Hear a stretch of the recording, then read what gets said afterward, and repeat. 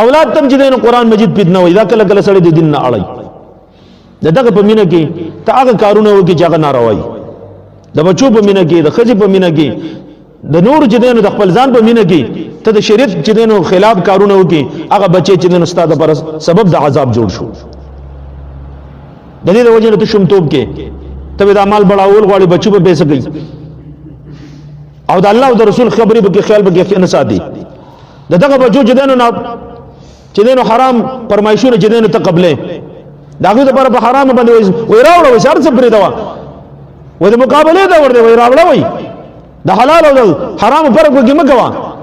چې تا ته خزه دا وای تا ته بچی دا وای تا ته جنینو نو سه دا وای استا خواهش دی چې بس واقع خبره ده نو دا مال جنینو ته غرق کړي او دې بچی غرق کړي کنه دغه بچی به ستا په قبر کې سملی ته دومره عقل لري چې د بچی د بار جنینو ځان غرقې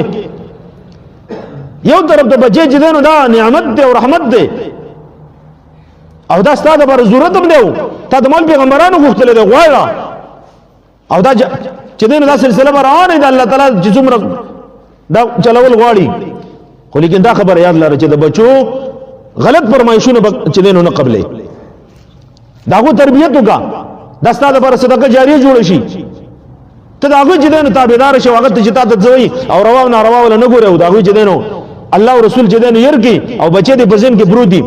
د الله پیغمبر وایي که زما سره د بچی نو ډیره مینه ونکړه نو د الله پیغمبر قسم کوي چې مؤمن نه نه دا امتحان شو کنه دا بدن نه شو ستاد ځان سره مینه د بچی سره د مینه د خزي سره مینه او الله او رسول دې ورګلې نو دې مال او دې بچی چې دې د ستاد پر د جهنم سبب جوړيږي لہذا د بچو سره مینه کې جایز مینه شریعت حق دې په حقوق ما بیان کړی دي د بچو حقوق تقریبا 19 حقوق ما بیان کړی هغه شته دي خو جایز ځان به فکر کینا رسول کریم صلی الله علیه وسلم فرمای الولد مبخله مجبنه دا بچي سړی کله کله سړی بخیل ګرځي دا سړی کله بوزدل ګرځي د jihad نه رامنې کوي د مال د خرج کولو نه رامنې کوي دا کله کله چې د استاد پر سبب د بدنی ګرځي یو طرف ته چې دینو مینه مو سره کې د دې لپاره چې دینو روزیم پیدا کې د دې د تربیت په خیال ساتي دا په پالي دا به څه محتاج نه پرېږي دا چې تا ته محتاج او ته چې دینو د دې حق نه ادا کې ګناګاریږي خدا خبر یاد لري چې الله او رسول د هدایت او دلان دي